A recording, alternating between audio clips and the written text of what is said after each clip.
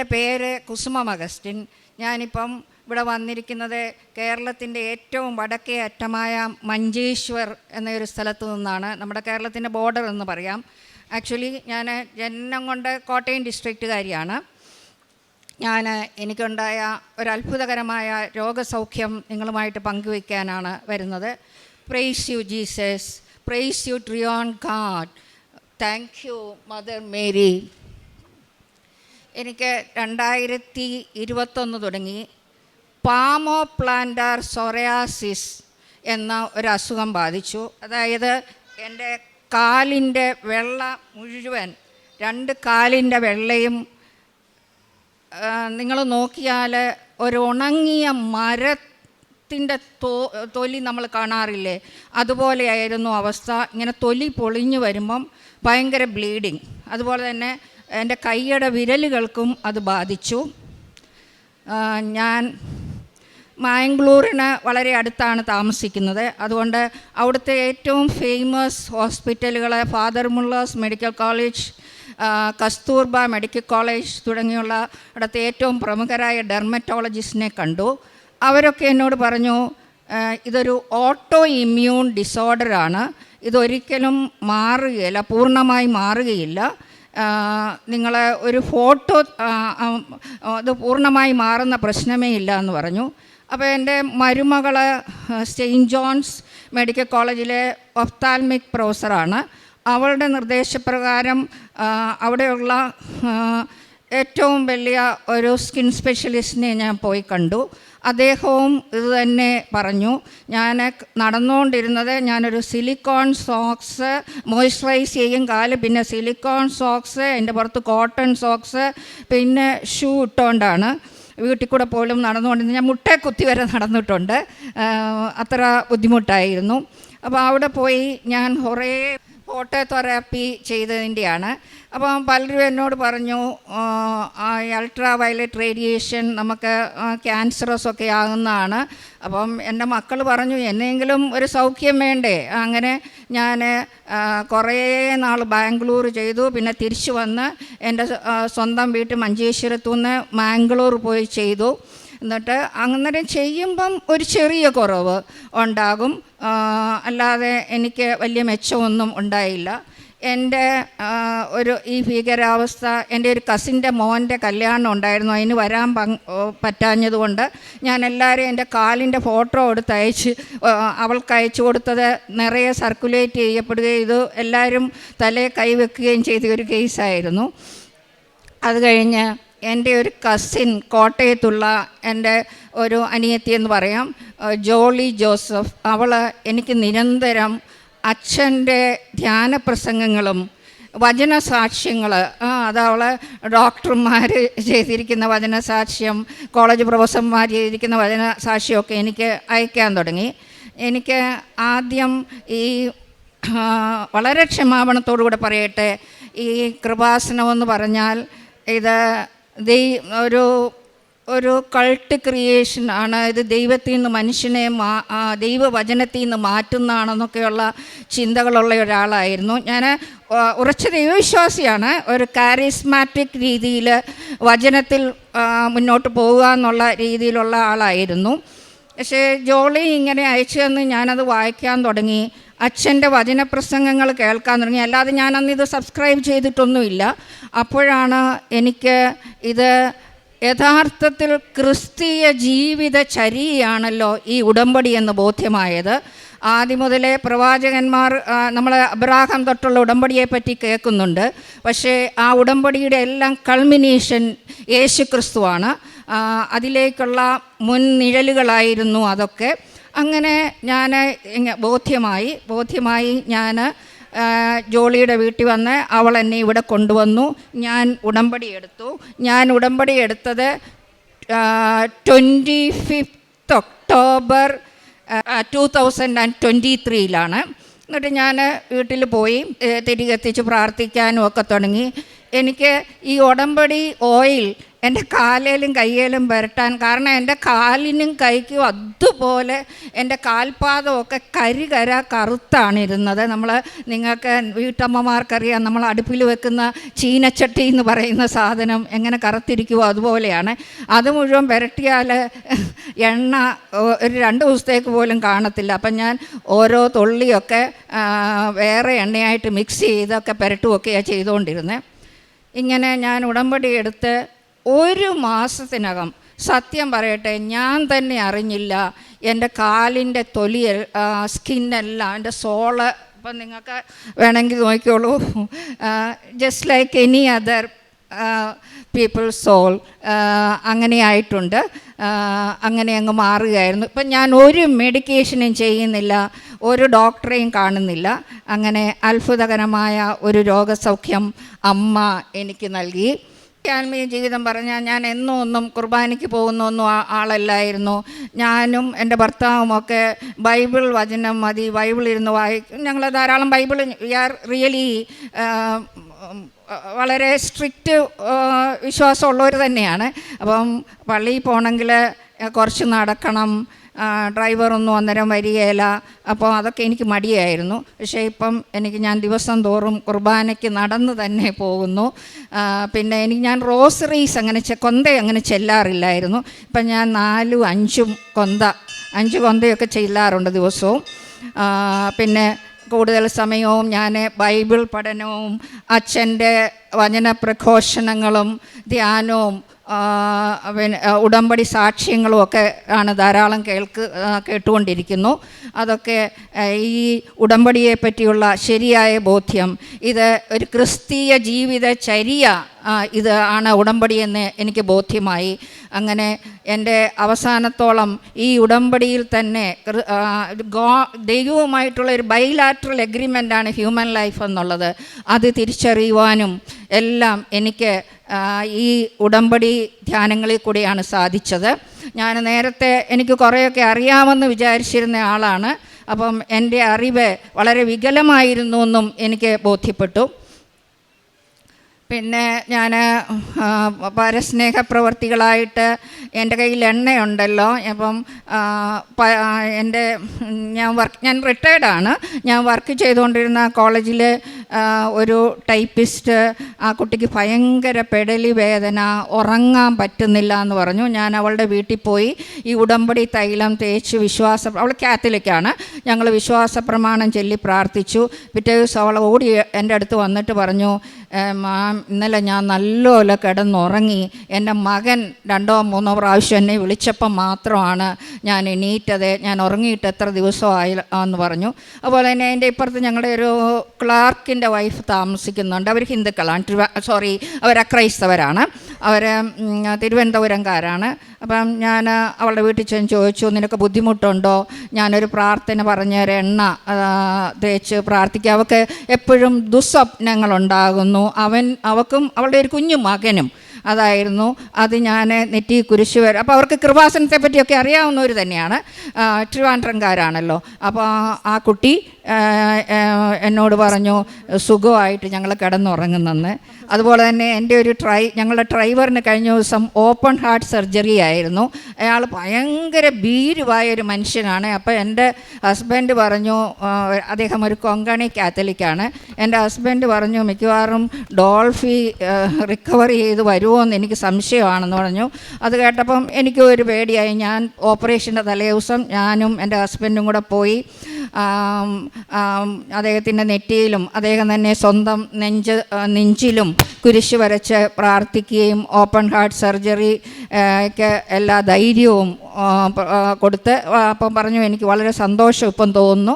ഇപ്പം സർജറി കഴിഞ്ഞിട്ട് 4-5 ദിവസമായി, പൂർണ്ണ ആരോഗ്യവാനായിട്ടിരിക്കുന്നു. അങ്ങനെ അനുഭവങ്ങൾ എനിക്കുണ്ട്. പിന്നെ ഞാൻ ഈ ഉടമ്പടി എടുത്തു കഴിഞ്ഞാണ് മറ്റുള്ളവർക്ക് വേണ്ടി ധാരാളം പ്രാർത്ഥിക്കുവാൻ കൂടുതൽ സമയം. ഇപ്പം ചിലർ എന്നോട് ചോദിക്കും, ഇങ്ങനെ റിട്ടയർഡ് ലൈഫായിട്ട് ഞാൻ മഞ്ചേശ്വരത്ത് ഞാനും എൻ്റെ ഹസ്ബൻഡും തന്നെയാണ് താമസിക്കുന്ന, മോൻ്റെ അടുത്ത് ബാംഗ്ലൂർ ചിലപ്പോഴൊക്കെ പോകാറുള്ളൂ, നിങ്ങൾക്ക് ബോറാകുന്നില്ല? എനിക്ക് ജീവിതത്തിൽ ഒരു ബോർഡോ ഇല്ലിപ്പോൾ. ഞാൻ എപ്പോഴും ഇപ്പം എനിക്ക് വചനം വായിക്കുക, ബൈബിള് പഠിക്കുക, ഇങ്ങനെയുള്ള ധ്യാന പ്രസംഗങ്ങൾ കേൾക്കുക, അതിനെനിക്ക് സമയം പോരാ എന്നുള്ള തോന്നൽ മാത്രമേ എനിക്കുള്ളൂ. എനിക്ക് ബോറിങ് എന്നുള്ള ഒരു നേച്ചറേ തോന്നുന്നില്ല. നിങ്ങൾ ഇവിടെ ഈ ഗ്രാമപ്രദേശത്ത് ഇങ്ങനെ ഇരിക്കുന്നത് എങ്ങനെയാണ്? എൻ്റെ മക്കൾ തന്നെ എന്നോട് ചോദിക്കാറുണ്ട്, ബാംഗ്ലൂർ വന്നവരുടെ കൂടെ വന്ന് താമസിക്കരുതോ എന്നൊക്കെ. എനിക്ക് പിന്നെ ഞാൻ വളരെ ഒരു സെൻസിറ്റീവ് ടൈപ്പ് ആളാണ്. ഇപ്പോൾ എനിക്ക് ഈ വചനം ഞാൻ ഉടമ്പടി എടുത്തതിന് ശേഷം എന്തോ ഒരു ധൈര്യം, പെട്ടെന്നൊന്നും ഞാൻ വല്ല വിമർശനങ്ങളും ഒക്കെ കേട്ടാൽ എനിക്ക് ഇച്ചിരി ബുദ്ധിമുട്ടുള്ള ആളായിരുന്നു. എനിക്കിപ്പോൾ അങ്ങനെയുള്ള ഭയങ്ങളോ അങ്ങനെയുള്ള സങ്കോചങ്ങളോ ഒന്നുമില്ല. പിന്നെ ഞാൻ പേപ്പറ് കുറേ 11 കെട്ട് പേപ്പർ പല പ്രാവശ്യമായിട്ട് കേട്ടോ. ഞാൻ ഇതിനു മുമ്പ് 2 പ്രാവശ്യം ഉടമ്പടി എടുത്തു. ഇതെൻ്റെ 3ാമത്തെ ഉടമ്പടിയാണ്. പിന്നെ 2 പ്രാവശ്യം ഞാൻ എൻ്റെ കസിനുമായിട്ട് ഇവിടെ മാതാവിൻ്റെ അടുത്ത് പ്രാർത്ഥിക്കാനായിട്ട് വന്നിട്ടുണ്ട്. അന്നേരം എല്ലാം പേപ്പർ വാങ്ങിക്കൊണ്ട് പോകും. ഞാൻ കന്നഡയും ഇംഗ്ലീഷും മലയാളം ഒരു കെട്ട് മാത്രമേ എടുത്തുള്ളൂ. കാരണം ഞങ്ങൾ ഈ ബോർഡർ ഏരിയ ആയതുകൊണ്ട് കൂടുതൽ കന്നഡയും ഇംഗ്ലീഷും, ബാംഗ്ലൂരാണ് ഇംഗ്ലീഷ് വേണം. ഞാൻ അവിടെയൊക്കെ പോയി ധാരാളം ആൾക്കാർക്ക് അത് കാത്തലിക് ക്രിസ്ത്യൻസും ക്രിസ്ത്യൻസ് അല്ലാത്തവർക്കും പിന്നെ എൻ്റെ തന്നെ സാക്ഷ്യം സൈറ്റ് ചെയ്തുകൊണ്ട് അവരോടൊക്കെ പറയാനും മദർ മേരിയുടെ അപ്പാരിഷനെ പറ്റി ഹിന്ദുക്കളോട് പോലും സംസാരിക്കാനും എനിക്ക് സാധിക്കുന്നുണ്ട്. ചിലരൊക്കെ നമ്മുടെ കാത്തലിക്സ് ആയിരിക്കുന്നവർ തന്നെ, ഞാൻ മാംഗ്ലൂർ മിലാഗ്രീസ് ചർച്ചിലും ഒക്കെ ചെല്ലുമ്പം വി ആർ പ്രാക്ടീസിങ് കാത്തലിക്സ്, ഞങ്ങൾക്ക് ഇതിൻ്റെ ഒന്നും ആവശ്യമില്ല എന്ന് പറഞ്ഞ പോലെ മുഖത്തടിച്ച് എന്നോട് സംസാരിച്ച് ഉണ്ട്. എനിക്ക് പണ്ടൊക്കെ ആണെങ്കിൽ അതൊരു വലിയ ഹേർട്ട് ഫീലിംഗ് ആകുമായിരുന്നു. പക്ഷേ എനിക്കതൊന്നും ഒരു പിണക്കവും തോന്നുന്നില്ല. അങ്ങനെ പല ഹിന്ദുക്കൾക്കും പലർക്കും പല അക്രൈസ്തവർക്കും ഹിന്ദുക്കളെ ഞങ്ങൾ ക്രിസ്ത്യൻസിനേക്കാളും you are more pious, I am sure, അങ്ങനെയുള്ള ധാരാളം ആൾക്കാർക്ക്. പിന്നെ ഞാൻ വചന സാക്ഷ്യം പലർക്കും അയച്ചു കൊടുത്തു. അപ്പോൾ എൻ്റെ ഒരു കൊളീഗ്, ഒരു മലയാളം സാറ്, അദ്ദേഹവും അക്രൈസ്തവനാണ്. ടീച്ചറെ ഇതൊക്കെ സത്യമാണോ എന്ന് എന്നോട് ചോദിച്ചു. അപ്പം ഞാൻ എൻ്റെ ഇൻസിഡൻറ്റ് പറഞ്ഞു. എന്നാൽ ഞാൻ വിശ്വസിക്കുന്നു എന്ന് അദ്ദേഹം പറയുകയുണ്ടായി. പിന്നെ പത്രം അറിയാവുന്നവരും കിട്ടിയവരുമായി ആർക്കും ഞാൻ കൊടുത്തിട്ടില്ല. അങ്ങനെയുണ്ട്. ഞാൻ മാംഗ്ലൂരൊക്കെ കൊടുക്കുമ്പം നേഴ്സിങ്ങിന് പഠിക്കുന്ന നമ്മുടെ മലയാളി കുട്ടികൾ, മലയാളിയാണെന്ന് അറിഞ്ഞുകൊണ്ടല്ല ഞാൻ ഇംഗ്ലീഷ് പേപ്പറൊക്കെ കൊടുക്കാൻ ചെല്ലുമ്പോൾ അപ്പം അവർ പറയും we are from Thiruvalla, Kerala എന്ന് പറയും. അപ്പം ഞാൻ പറഞ്ഞു, നിങ്ങൾക്കിത് അറിയാവോ? അറിയാമെങ്കിൽ നിങ്ങൾക്ക് ഞാൻ തരുന്നില്ല, നിങ്ങളതൊന്ന് നിങ്ങൾ മറ്റുള്ളവരുമായിട്ട് പങ്കുവെച്ചാൽ മതി എന്ന് പറയും. പിന്നെ കഴിഞ്ഞ ദിവസം ഞാനൊരു ബസ്സിൽ ട്രാവൽ ചെയ്യേണ്ടി വന്നു. അപ്പോൾ ഒരു LLB പഠിക്കുന്ന ഒരു ഹിന്ദു കുട്ടി, അക്രൈസ്തവ കുട്ടി കാസർഗോഡ് ഒന്ന് വല്ല കണ്ടു. അപ്പം ഞാൻ, മോളെ നിൻ്റെ ഒരു പീക്ക് ടൈമല്ലേ ഇത്, ഇനി നിൻ്റെ ഫ്യൂച്ചറിൻ്റെയൊക്കെ ടൈമല്ലേ, ഞാനൊരു പേപ്പർ തരട്ടെ. അപ്പോൾ അവൾ ആ ബസ്സിലിരുന്ന് തന്നെ അതൊന്ന് നോക്കി. എന്നിട്ട് ഞാൻ പറഞ്ഞു, ഇതൊന്നും ഫേക്കല്ല, ഇതൊക്കെ യഥാർത്ഥമാണ്. അത് പിന്നെ ഞാൻ ബോധ്യമല്ലേ, ആൾക്കാർ ഇങ്ങനെ സാക്ഷ്യം പറയണമെങ്കിൽ സത്യമായിട്ടല്ലേ എന്ന് പറയുകയുണ്ടായി. അങ്ങനെ പിന്നെ എനിക്ക് ഒത്തിരി ചെറുതും പിന്നെ വേറൊരു അത്യാവശ്യം പറയാനുള്ളത്, എനിക്ക് ഒസ്റ്റിയോപൊറോസിസ് സിവിയർ, ഞാൻ 68-69 വയസ്സായ ആളാണ്. എനിക്ക് സിവിയർ ഒസ്റ്റിയോപൊറോസിസ്, അതായത് എല്ലിന് തേയ്മാനം എന്ന് പറയല്ലേ, എൻ്റെ ബാക്ക് ബോൺ സ്കാനിങ്ങിൽ ഒക്കെ ഭയങ്കര ദ്രവിച്ചിരിക്കുന്ന അവസ്ഥയാണ്. ഞാൻ ബെൽറ്റ് യൂസ് ചെയ്യുന്നുണ്ടായിരുന്നു ഒരു സ്പൈൻ സർജനെ കണ്ട്. അപ്പോൾ ഒരു ദിവസം അച്ഛൻ്റെ വചനധ്യാനം കൂടിക്കൊണ്ടിരുന്നപ്പോൾ ലെഫ്റ്റ് ലോവർ പാർട്ടിൽ ഭയങ്കരമായിട്ട് ബുദ്ധിമുട്ടുള്ള ഒരാൾ, ഇടത്ത് കാലെടുത്ത് വെക്കാൻ ബുദ്ധിമുട്ടുള്ള ഒരാൾ, കുറച്ച് നേരം കസേരയിൽ ഇരുന്ന് കഴിഞ്ഞാൽ എനിക്ക് നേരെ നിൽക്കാൻ വയ്യ, കുറച്ച് പോസ് ചെയ്ത് കഴിഞ്ഞാണ് സ്റ്റെപ്പ് വെക്കാൻ പറ്റുന്നത്. പക്ഷേ ഞാൻ കഴിഞ്ഞ പ്രാവശ്യം ഈ നാട്ടിൽ വന്നതൊക്കെ ബെൽറ്റ് ഇട്ടുകൊണ്ടാണ്. പക്ഷേ ആ ധ്യാനത്തിൽ അങ്ങനെ പറഞ്ഞു കഴിഞ്ഞ് എനിക്കിതുവരെ ഞാൻ ബെൽറ്റ് ഉപയോഗിക്കുന്നില്ല, എനിക്ക് പെയിൻ തോന്നുന്നില്ല. പിന്നെ ഞാൻ ഇടയ്ക്ക് പോയി റെസ്റ്റ് ചെയ്യും, കാരണം എനിക്ക് സ്പൈൻ അതുപോലെ പ്രോബ്ലം ഉണ്ടല്ലോ, അതുകൊണ്ട് ചെയ്യാറുണ്ട്. അങ്ങനെ ഒത്തിരിയേറെ അനുഗ്രഹങ്ങൾ. പിന്നെ എല്ലാവരോടും പോസിറ്റീവായി സംസാരിക്കുവാനും എല്ലാവരുടെയും അടുത്ത് നല്ല കാര്യം പറയുവാനും മറ്റുള്ളവർക്ക് വേണ്ടി പ്രാർത്ഥിക്കാനും. ഇപ്പം ഞാൻ എൻ്റെ കാറ് സഞ്ചരിക്കുമ്പം പോലും ആണെങ്കിലും വഴിയിൽ കൂടെ ഒരു പാവപ്പെട്ടവൻ നടന്നു പോയാൽ ആ മുഖമായിരിക്കും എൻ്റെ മനസ്സിൽ. അവർക്ക് വേണ്ടി എല്ലാം ഞാൻ പ്രാർത്ഥിക്കും. പിന്നെ കാരുണ്യ പ്രവർത്തികളായിട്ട് ഞങ്ങൾ നേഴ്സിംഗ് പഠിക്കാൻ ബുദ്ധിമുട്ടുള്ള പിള്ളേരെയൊക്കെ സഹായിക്കുന്നുണ്ട്. ഡ്രൈവിങ് ഇങ്ങനെയുള്ളൊരു കോളനിയിലെ ഉള്ള ഡ്രൈവിങ് കമ്പ്യൂട്ടർ കോഴ്സസിനൊക്കെ വിടാറുണ്ട്. അതിനുള്ള സഹായം ചെയ്യാറുണ്ട്. പിന്നെ നമ്മുടെ തന്നെ വെരി ഡിസ്റ്റൻറ്റ് പോലും റിലേറ്റീവ്സ് ഹോസ്പിറ്റലിലൊക്കെ ആണെന്ന് പറഞ്ഞാൽ സാമ്പത്തിക ബുദ്ധിമുട്ടുള്ള ധാരാളം പേരാണല്ലോ ഉള്ളത്. അവർക്കൊക്കെ ഞങ്ങൾ അതാത് സമയത്ത് ഗൂഗിൾ പേ വഴി പൈസ അയച്ചു കൊടുക്കാറുണ്ട്. പിന്നെ എൻ്റെ ഹസ്ബൻഡിൻ്റെ വീട്ടിലുള്ള അയൽവക്കത്തുള്ള വളരെ വിഷമിക്കുന്നവർക്ക് ഞങ്ങൾ രണ്ട് മാസം കൂടുമ്പോഴൊക്കെ പണം അയച്ചു കൊടുത്തും ഒക്കെ സഹായിക്കാറുണ്ട്. അതിലൊന്നും ഒരു ബുദ്ധിമുട്ടും നമുക്ക് തോന്നാറില്ല. അപ്പം ഞാൻ ഈ ബാംഗ്ലൂർ പത്രവിതരണം ചെയ്യുമ്പോൾ എൻ്റെ മകനൊരു അഡ്വക്കേറ്റാണ്, ഹൈക്കോർട്ട് അഡ്വക്കേറ്റാണ്. അവൻ പറയും അമ്മ ഇതൊരു ആൻറ്റി കൺവേർഷൻ ബില്ലുള്ള നാടാണ്, അമ്മ പിടിച്ച് അകത്താക്കും. അപ്പം ഞാൻ അവനോട് പറയും അങ്ങനെ അകത്താകുന്നെങ്കിൽ ഞാൻ അകത്തായിക്കോട്ടെ എന്നുള്ള ധൈര്യത്തോട് പറയും. ഞാൻ ആരെയും കൺവേർട്ട് ചെയ്യുന്നില്ല, കൺവേർഷൻ ഞാൻ ഉദ്ദേശിക്കുന്നുമില്ല. I want only a transformation, a change in human minds എന്ന് അവനോട് പോലും തർക്കിക്കാറുണ്ട്. പിന്നെ ഞാൻ എൻ്റെ പേഴ്സണലായിട്ടാണ് പേപ്പർ വിതരണം ചെയ്യുന്നത്, അതിനൊന്നും ആരെയും ഉൾപ്പെടുത്താറില്ല. അങ്ങനെ എനിക്ക് അത്രയൊക്കെ ചെയ്യാൻ സാധിച്ചിട്ടുണ്ട്. പിന്നെ ഇതിനെക്കുറിച്ച് ഒത്തിരി അപവാദങ്ങളൊക്കെ പറയുന്നവരോട് എനിക്ക് പറയാനുള്ളത് ഇതാണ്. നമ്മൾ എന്താണ് അച്ഛൻ എപ്പോഴും പറയുന്നത് പോലെ അവൻ പറയുന്നത് പോലെ ചെയ്യുക. അമ്മ അതല്ലേ പറഞ്ഞുള്ളൂ, അവൻ പറയുന്നത് എന്താണ് അത് വചനമാണ്, നമ്മൾ വായിക്കുന്ന വിശുദ്ധ ഗ്രന്ഥമാണ്, അതിനകത്തെ കാര്യങ്ങളാണ്.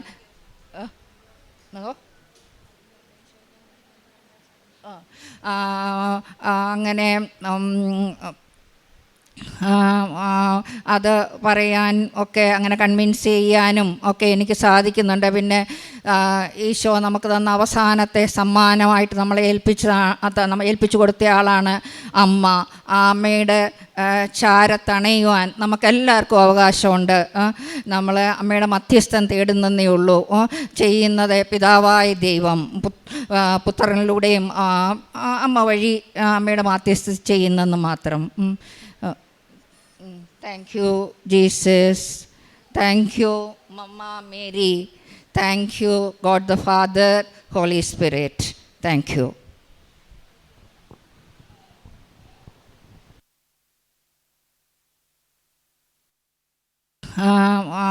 അത് പറയാൻ ഒക്കെ അങ്ങനെ കൺവിൻസ് ചെയ്യാനും ഒക്കെ എനിക്ക് സാധിക്കുന്നുണ്ട്. പിന്നെ ഈശോ നമുക്ക് തന്ന അവസാനത്തെ സമ്മാനമായിട്ട് നമ്മളെ ഏൽപ്പിച്ചു കൊടുത്ത ആളാണ് അമ്മ. ആ അമ്മയുടെ ചാരത്തണയുവാൻ നമുക്കെല്ലാവർക്കും അവകാശമുണ്ട്. നമ്മൾ അമ്മയുടെ മധ്യസ്ഥം തേടുന്നതേ ഉള്ളൂ. ചെയ്യുന്നത് പിതാവായ ദൈവം പുത്രനിലൂടെയും അമ്മ വഴി അമ്മയുടെ മധ്യസ്ഥം ചെയ്യുന്നെന്ന് മാത്രം. Thank you Jesus. Thank you mama Mary. Thank you God the father, holy spirit. Thank you. അപ്പസ്തോല പ്രവർത്തനങ്ങൾ 2-ാം അധ്യായം 16-17 തിരുവചനങ്ങൾ. മറിച്ച് ജോയൽ പ്രവാചകൻ പറഞ്ഞത് ഇതാണ്: ദൈവം അരുളി ചെയ്യുന്നു, അവസാന ദിവസങ്ങളിൽ എല്ലാ മനുഷ്യരുടെയും മേൽ എൻ്റെ ആത്മാവിനെ ഞാൻ വർഷിക്കും. നിങ്ങളുടെ പുത്രന്മാരും പുത്രിമാരും പ്രവചിക്കും. നിങ്ങളുടെ യുവാക്കൾക്ക് ദർശനങ്ങളുണ്ടാകും. നിങ്ങളുടെ വൃദ്ധന്മാർ സ്വപ്നങ്ങൾ കാണും. കുസുമം എന്ന റിട്ടയേർഡ് ഗവൺമെൻറ് കോളേജ് പ്രൊഫസർ തൻ്റെ വളരെ ശക്തമായ പ്രത്യക്ഷീകരണ സാക്ഷ്യമാണ് ഇവിടെ ഏറ്റുപറഞ്ഞത്. മിസ് കുസുമത്തിനുണ്ടായത് പ്ലാന്റർ സോറിയാസിസ് എന്ന ഒരു വലിയ അസുഖമായിരുന്നു. അതൊരു ഓട്ടോ ഇമ്മ്യൂൺ ഡിസോർഡറുള്ള ഒരു അസുഖം. ആർക്കും തന്നെ ചികിത്സിച്ച് ഭേദമാക്കാൻ സാധിക്കില്ല എന്ന് വൈദ്യശാസ്ത്രം വിധി എഴുതിയിട്ടുള്ളതാണ്. അതുകൊണ്ട് തന്നെ 3 വർഷക്കാലം ഈ സഹോദരി വളരെയധികം ചികിത്സിക്കുകയും അതിൽ പരാജയപ്പെട്ട ഇനി അതിനോട് പൊരുത്തപ്പെടാം എന്ന് ചിന്തിച്ചിരിക്കുന്ന ഒരു അവസരത്തിലാണ് വളരെയധികം കൃപാസനത്തെക്കുറിച്ച് നെഗറ്റീവ് കേട്ടിരുന്ന ഒരു സമയത്ത് പോലും തൻ്റെ വേദന, തൻ്റെ അസ്വസ്ഥപ്പെടുത്തിയത് കൊണ്ട് മാത്രം ഇവിടെ വന്ന് ഉടമ്പടി എടുത്ത് പ്രാർത്ഥിച്ചു. ഞാനൊരു വലിയ വിശ്വാസിയാണ്, കത്തോലിക്കയാണെന്ന് അഭിമാനിക്കുന്ന ആ സമയത്ത് തന്നെ പരിശുദ്ധ അമ്മയുടെ മാധ്യസ്ഥം അപേക്ഷിച്ച് പ്രാർത്ഥിക്കാൻ തുടങ്ങി. ഉടമ്പടിയെടുത്ത് 1 മാസത്തിന് ഉള്ളിൽ തന്നെ മകൾക്ക് പൂർണ്ണ സൗഖ്യം ലഭിച്ചുവെന്ന് ഇവിടെ നമ്മുടെ മുമ്പിൽ സാക്ഷ്യപ്പെടുത്തുകയുണ്ടായി. നമുക്കറിയാം, നമ്മൾ എത്ര തന്നെ ഇൻ്റലക്ച്വൽ ആയിട്ടുള്ള ഒരു വ്യക്തിയാണെങ്കിൽ തന്നെയും ബോധ്യം എന്നത് പരിശുദ്ധാത്മാവ് നൽകുന്നതാണ്. ഈശോ നമ്മോട് പറയുന്നുണ്ടല്ലോ, പരിശുദ്ധാത്മാവ് നിങ്ങളുടെ മേൽ വന്നു കഴിയുമ്പോൾ നിങ്ങൾ ശക്തി പ്രാപിക്കും, ജെറുസലേമിലും യൂദയ മുഴുവനിലും സമരിയായിലും നിങ്ങൾ എനിക്ക് വേണ്ടി സാക്ഷ്യം വഹിക്കും. ഈശോ നമ്മോട് പറയുന്നു, നിങ്ങൾ ജെറുസലേം വിട്ടു പോകരുത്.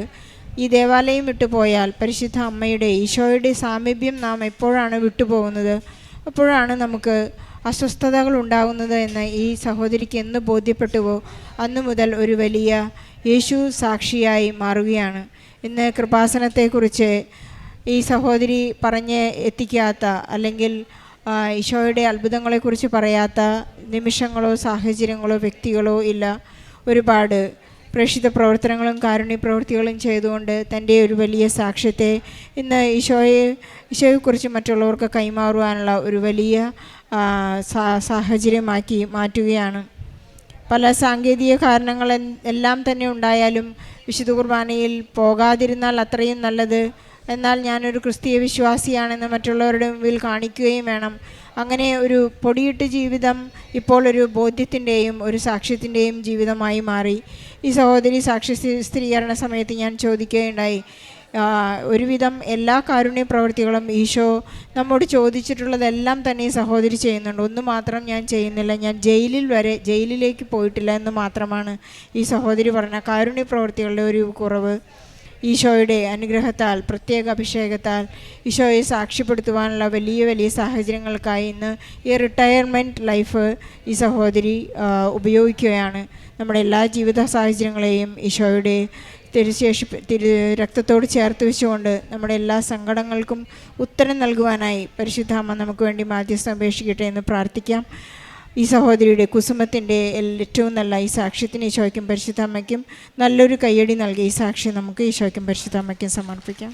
അത്യപൂർവ ദൈവാനുഭവങ്ങൾ ഇനി നിങ്ങൾക്കും സ്വന്തം.